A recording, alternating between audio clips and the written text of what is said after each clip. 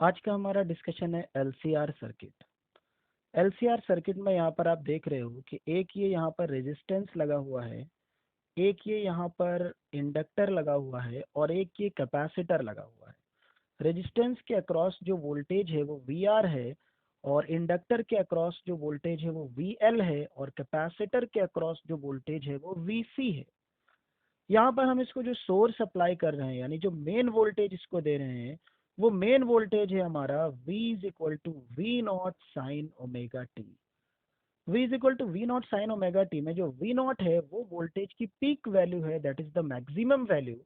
और जो sine omega T है, ये साइन ओमेगा टी एक्चुअली क्या रिप्रेजेंट कर रहा है कि यहाँ पर जो हम इनपुट सोर्स यानी जो वोल्टेज इनपुट अप्लाई कर रहे हैं उसका जो ग्राफ है यानी उसका जो एक पिक्चर आएगा वो कुछ इस तरीके से आएगा। यानी हम जो ये वोल्टेज दे रहे हैं ये एक एसी वोल्टेज है, मतलब अल्टरनेटिंग करंट टाइप का वोल्टेज है। अल्टरनेटिंग करंट हम प्रोवाइड करा रहे हैं यहाँ पर, जिसका ग्राफ इस तरीके से साइन ग्राफ रहता है, साइन कर्व रहता है। इसलिए हम इस वोल्टेज को, इनपुट वोल्टेज को V is equal to V not sine omega T बोल रहे हैं। ओके। यहाँ पर जो रेजिस्टेंस लगा हुआ है, तो रेजिस्टेंस आपको पता है कि करंट का अपोज करता है। किस तरीके से? ये करंट के कुछ पार्ट को टेम्परेचर में कन्वर्ट करके एटमॉस्फेयर में सेंड कर देता है। इंडक्टर है यहाँ पर, इंडक्टर भी वैसे करंट का अपोज करता है, साथ में ये एनर्जी को स्टोर करता है। यहाँ पर जो कैपेसिटर लगा हुआ है, ये कैपेसिटर भी एक हमारी एनर्जी स्टोरिंग डिवाइस है। ओके। कुछ लोग कैपेसिटर के बारे में बोलते हैं कि this is the charge storing device, लेकिन ये पूरी तरीके से गलत है। कैपेसिटर चार्ज को स्टोर नहीं करता, कैपेसिटर ओनली एनर्जी को स्टोर करता है। ओके। तो यहाँ तक मैंने ये एलसीआर सर्किट के बारे में बताया। अब मैं आपको ये बताता हूँ कि एलसीआर सर्किट का हम यूज़ कहाँ पे करते हैं। एक्चुअल में आपको जहाँ पर भी एनर्जी को स्टोर कराना है, जैसे मैंने आपको बताया कि ये इंडक्टर भी एनर्जी को स्टोर करता है, कैपेसिटर भी एनर्जी को स्टोर करता है। दोनों ही एनर्जी स्टोरिंग डिवाइस के रूप में काम करते हैं। और यहाँ पर रेजिस्टेंस तो आपको पता है कि हर जगह कहीं पर भी आप पावर सप्लाई बनाओगे, कहीं पर भी सर्किट बनाओगे तो आपको रेजिस्टेंस लगाना ही पड़ेगा। ठीक है। तो यह कहीं पर भी आप किसी भी सप्लाई में जहां पर भी आप एनर्जी स्टोरिंग डिवाइस बनाते हो एनर्जी के लिए, वहां पर आपको ये एलसीआर सर्किट लगाना पड़ता है। इसका बेस्ट मैं यूज आपको बताऊं, आपके घरों में जो सीएफएल का यूज होता है, दैट इज द सीएफएल। तो इन सीएफएल्स में जो ट्यूबलाइट्स घरों में लगी रहती है, उन सीएफएल्स में भी ये एलसीआर सर्किट लगा रहता है। तो होप यू अंडरस्टूड दिस कि एलसीआर सर्किट का मैंने एक एग्जांपल दिया है, और भी बहुत सारी जगह इस एलसीआर सर्किट का यूज़ हो सकता है जहाँ पर भी हमको पावर सप्लाई की ज़रूरत पड़ती है। ओके। तो अब यहाँ पर हम पढ़ेंगे कि इस एलसीआर सर्किट में हम नेट वोल्टेज हमारा क्या होगा और नेट करंट का फ्लो क्या होगा, वो हम यहाँ से देखते हैं आगे। आपको मैंने बताया कि input voltage V is equal to V not sine omega T है। यहाँ पर जो इस इनपुट वोल्टेज की मीन यानी कि जो पीक वैल्यू और या फिर मैक्सिमम वैल्यू होगी वो ओनली V नॉट होगी। ओके। तो नेट वोल्टेज कितना होगा वो हम देखने जा रहे हैं अगले पेज पे। तो नेट वोल्टेज से पहले मैं इसके आपको फेजर डायग्राम समझाता हूँ कि फेजर डायग्राम क्या होता है। ओके। तो यहाँ से हम देखेंगे कि फेजर डायग्राम क्या है। एक्चुअली जो फेजर डायग्राम्स होते हैं वो वोल्टेज और करंट के बीच का ग्राफ होता है। वोल्टेज और करंट के बीच का जो ग्राफ, आप चाहे एल सर्किट लो या सी सर्किट लो या आर सर्किट लो या एल सी सर्किट हो, आर सी सर्किट हो, या फिर आपका जो है एल सी आर सर्किट हो, तो हर एक में एक फेजर डायग्राम रहता है। और वो फेजर डायग्राम मीन्स वोल्टेज और करंट के बीच में जो ग्राफ है वही हमारा वोल्टेज और करंट का जो ग्राफ है वो हमारा फेजर डायग्राम बोला जाएगा। तो यहाँ पर भी हम फेजर डायग्राम देखने जा रहे हैं वोल्टेज और करंट का एलसीआर सर्किट में। तो यहाँ पर आपको दिख रहा है कि एक यहाँ पर एल है, इंडक्टर है, और एक यहाँ पर कैपेसिटर है, और एक यहाँ पर एक रेजिस्टेंस लगा हुआ है। सबसे पहले मैं आपको ये बता दूं कि अगर कहीं पर रेजिस्टेंस में आप करंट को फ्लो करा रहे हो, रेजिस्टेंस में अगर आप करंट को फ्लो करा रहे हो तो वोल्टेज और करंट दोनों सेम फेज में होगी। वोल्टेज और करंट दोनों भी दोनों सेम फेज में होगी। ओके। और अगर आप कहीं पर करंट के अंदर, सॉरी, कैपेसिटर के अंदर करंट को फ्लो करा रहे हो, वोल्टेज अप्लाई कर रहे हो, किसी कैपेसिटर की बात अगर हम कर रहे हैं, तो कैपेसिटर में वोल्टेज और करंट के बीच में अगर आप फेज देख रहे हो तो यहाँ पर लीडिंग क्वांटिटी जो होगी वो करंट होगी, यानी करंट वोल्टेज को लीड करके आगे निकल जाएगी। ओके। और अगर आप इंडक्टर की बात करते हो तो इंडक्टर में लीडिंग क्वांटिटी जो होगी वो वोल्टेज होगी, यानी वोल्टेज जो है वो करंट को लीड करेगा, करंट को पीछे छोड़ेगा और वोल्टेज आगे निकलेगा। ऐसा क्यों होता है ये मैं पहले आपको समझा देना चाह रहा हूँ फेजर डायग्राम में। ये बहुत इंपॉर्टेंट टॉपिक है क्योंकि सिर्फ बुक में इतना ही लिखा मिलता है आपको कि कौन सी लीडिंग क्वांटिटी है और कौन सी यहाँ पर एक लैगिंग क्वांटिटी होगी। लेकिन ऐसा क्यों होता है वो मैं आपको समझाना चाह रहा हूँ। जैसे मैंने एक एग्जांपल में लेता हूँ, पहले सिर्फ रेजिस्टेंस के बारे में आपको समझा रहा हूँ। ये हमारा एक रेजिस्टेंस लगा हुआ है और इसमें करंट फ्लो हो रही है। तो जैसे इस रेजिस्टेंस से करंट फ्लो होती है तो एट द सेम टाइम जैसे ही करंट फ्लो हुई, सेम टाइम में यहाँ पर आर के अक्रॉस एक वोल्टेज स्टैब्लिश हो जाता है, वी आर जिसे हम बोलते हैं। तो यहाँ पर वोल्टेज और करंट एक साथ स्टैब्लिश होते हैं, जैसे ही करंट फ्लो हुई एट द सेम टाइम जल्दी से वोल्टेज डेवलप हो गया। तो हम बोलते हैं कि यहाँ पर वोल्टेज और करंट दोनों सेम फेज में हैं, मतलब इन दोनों के बीच का एंगल 0 डिग्री है, क्योंकि इन दोनों में से कोई भी एक आगे नहीं निकल पाया, बल्कि ये दोनों एक साथ चल रहे हैं। ओके। तो ये तो बात हो गई रेजिस्टेंस की। और इसके बाद मैं आपको बताता हूँ यहाँ पर सी सर्किट में अगर आपको एक कैपेसिटर दिया जाए, तो अब कैपेसिटर में जैसे ही आप इसको किसी बैटरी से कनेक्ट करके यहाँ से करंट को आप फ्लो करा देते हो, तो क्या होता है इसमें जैसे ही करंट आगे फ्लो होती है यहाँ पर पॉजिटिव चार्ज आता है, यहाँ पर नेगेटिव चार्ज आता है, और ये चार्ज फ्लो होके ये करंट जैसे ही आगे निकल जाती है। तो जैसे ही करंट आगे निकलती है उसके बाद यहाँ पर एक वोल्टेज सेटअप होता है जिसको हम वीसी बोलते हैं। ठीक है। तो आपने देखा कि करंट तो पहले जब फ्लो होके आगे निकल गई उसके बाद में यहाँ पर वोल्टेज सेटअप हुआ। ठीक है। क्योंकि करंट जब आगे निकल गई उसके बाद में यहाँ पर इन प्लेट्स पे चार्ज कलेक्ट होना स्टार्ट हुआ, और जब चार्ज कलेक्ट होगा तब वोल्टेज सेटअप होगा। तो यहाँ पे करंट लीडिंग क्वांटिटी है, वोल्टेज से करंट लीड करेगी। ओके। तीसरा एग्जांपल हम यहाँ पर देखते हैं इंडक्टर का। इंडक्टर के साथ क्या होगा, इंडक्टर मतलब ये कि सिंपल एक कॉइल बनी हुई है। अगर इसमें हम किसी कॉइल में किसी इंडक्टर में इसको हम एल से लिखते हैं, कैपेसिटर को सी से लिखते हैं, इसको एल से लिखते हैं। तो इंडक्टर में अगर आप किसी करंट को फ्लो करा देते हो तो आपको दिख रहा है इसमें बहुत सारी कॉइल्स हैं। जैसे एक कॉइल में करंट आती है, वोल्टेज स्टैब्लिश होना चालू हो जाता है, तो तुरंत यहाँ पर वोल्टेज स्टैब्लिश हो जाता है वीएल। ठीक है। वोल्टेज पहले स्टैब्लिश हो गया, अब ये करंट धीरे धीरे कॉइल्स को पास होते, एक कॉइल में दूसरी कॉइल में तीसरी कॉइल में कॉइल होते होते फिर ये करंट बाद में आगे जा करके फ्लो हो पाती है। मतलब वोल्टेज पहले आ गया और करंट बाद में पीछे से आएगी। तो इसका मतलब इसमें लीडिंग क्वांटिटी जो है वो वोल्टेज है वी एल, करंट यहाँ पर लैगिंग क्वांटिटी हो जाएगी। ओके। समझ में आया आपको। तो अब हम फेजर डायग्राम की बात करते हैं कि यानी हम फेजर डायग्राम कैसे ड्रॉ करेंगे। अगर आपको आर का फेजर डायग्राम ड्रॉ करना है तो जिस डायरेक्शन में वोल्टेज होगा उसी डायरेक्शन में यहाँ पर करंट होगी, मतलब इनके दोनों के बीच में एंगल 0 डिग्री है, मतलब नो फेज, या हम बोलेंगे कि ये both are in same phase, ऐसा बोल सकते हैं हम इसमें। दूसरी चीज, अगर हम ये तो फेजर डायग्राम मैंने आपको रेजिस्टेंस का बता दिया।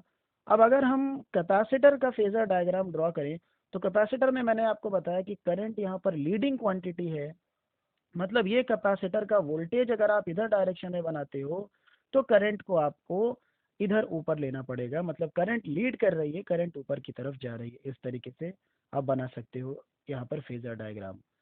फिर इंडक्टर में अगर आप लेजर डायग्राम ड्रॉ करते हो तो इंडक्टर में लेजर डायग्राम को ड्रॉ करते टाइम अगर आप इसमें मैंने आपको बताया वोल्टेज लीडिंग क्वांटिटी है, और अगर आप इसमें यहाँ पर वी को बनाते हो वी एल, तो करंट यहाँ पे लैगिंग होगी, तो करंट को आपको ऐसे शो करना पड़ेगा। ठीक है। वोल्टेज आगे जा रहा है, करंट पीछे आ रही है। ठीक है। तो ये फेजर डायग्राम आई थिंक आपको यहाँ पर समझ में आ गए होंगे सारे के सारे, किस तरीके से हम यहाँ पर ड्रॉ करते हैं फेजर डायग्राम। ठीक है। तो इंडिविजुअल मैंने बताया आपको, अब मैं आपको पूरे एलसीआर सर्किट में आपको समझाता हूँ कि कैसे क्या बनेगा। तो एलसीआर सर्किट का अगर हम यहाँ पर फेजर डायग्राम देखते हैं तो एलसीआर सर्किट के फेजर डायग्राम में किस तरीके की कहानी बनेगी यहाँ पर, ये देखिए पहले आप, इस तरीके से ये बनेगा। सबसे पहले एक तो एल बना हुआ है, एक सी है और एक आर है। तो मैंने आपको बताया था कि वी आर में करंट और वोल्टेज दोनों सेम डायरेक्शन में रहते हैं, मतलब अगर इधर आई है तो वी आर भी इधर ही होगा। ओके। और अगर इंडक्टर की बात करें तो इंडक्टर में वोल्टेज लीडिंग क्वांटिटी है, मतलब वोल्टेज ऊपर जाएगा, तो वोल्टेज ऊपर जाएगा तो ये हो जाएगा वी एल। ओके। और साथ में कैपेसिटर लगा है, तो कैपेसिटर में जो वोल्टेज होगा वो लैगिंग क्वांटिटी होगी, करंट आगे जाएगी। ठीक है, तो कैपेसिटर के लिए हम वीसी को डाउनवर्ड बनाएंगे, नीचे की तरफ बना देंगे। ओके। तो यहाँ पर आप देख रहे हो 3 वोल्टेज की डायरेक्शन अलग अलग आपको दिख रही है। ओके। अब अगर VL और VC ये दोनों अपोजिट डायरेक्शन में हैं, अगर इनका आप रिजल्टेंट लेना चाहो तो इनका रिजल्टेंट आप इस तरीके से ले सकते हो VL माइनस VC। ठीक है, ये इन दोनों का रिजल्टेंट हो गया और इस डायरेक्शन में आपको VR मिल रहा है। ठीक है, अब इन दोनों का जब आप रिजल्टेंट लेना चाहो तो according to the law of parallelogram आप इन दोनों का जो रिजल्टेंट लोगे वो आपका रिजल्टेंट बीच से आएगा और इसको हम बोल देते हैं कि ये V होगा। ओके। नाउ अब ये V कितना होगा, according to the law of parallelogram, आपने स्केलर और वेक्टर के टॉपिक में लॉ ऑफ पैरेललोग्राम पढ़ा है, वही R is equal to under root P square plus Q square plus 2PQ cos theta के अकॉर्डिंग। यहाँ पर आपको दिख रहा है कि VL माइनस VC और VR के बीच में 90 डिग्री का एंगल है। इसका मतलब कि यहाँ पर जो रिजल्टेंट वोल्टेज होगा वो होगा under root VR square plus VL minus VC का होल स्क्वायर। ओके। तो ये हमारा रिजल्टेंट वोल्टेज हो गया V is equal to under root VR square plus VL minus VC का होल स्क्वायर। बाकी आपको पता है कि V रिजल्टेंट वोल्टेज है, VR is the voltage across the resistance and VL is the voltage across the inductor, VC is the voltage across the capacitor and V is the resultant voltage। ठीक है, तो ये तो हमारा net voltage आ गया।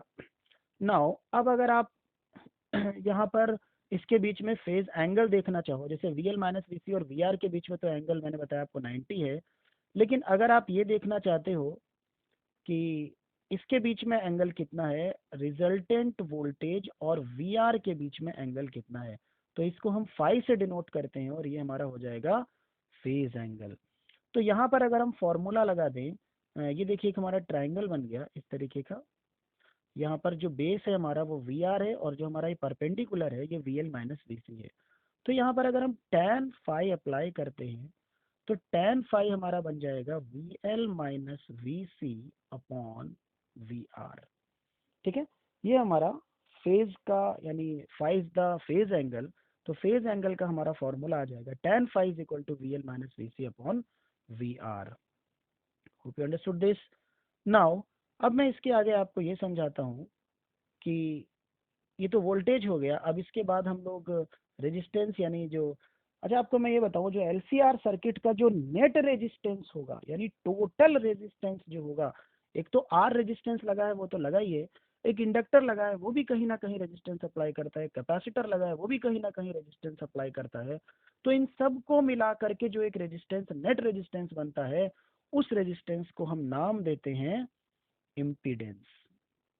Okay, उस resistance को हम नाम देते हैं इम्पीडेंस। नाउ अब ये जो इम्पीडेंस है इस इम्पीडेंस को हम Z से डिनोट करते हैं। ठीक है, इम्पीडेंस इसको हम Z से डिनोट करते हैं, तो फॉर्मूला तो हमारा वही है V is equal to I R, बस आपको R की जगह पे यहाँ पे Z लेना पड़ेगा। ठीक है, नाउ अब हम आगे की वैल्यू पुट करते हैं VR और VL और VC की वैल्यू। तो अगर हम VR की वैल्यू यहाँ पर पुट करना चाहें तो VR को हम पुट करेंगे I इंटू R। ठीक है, अब I ये कौन सा होगा, अगर हम मैक्सिमम वैल्यू ले लें तो ये I नॉट ले लेते हैं, क्योंकि यहाँ पर जो हम करंट ले रहे हैं वो हम करंट लेंगे I is equal to I not sine omega T plus minus five.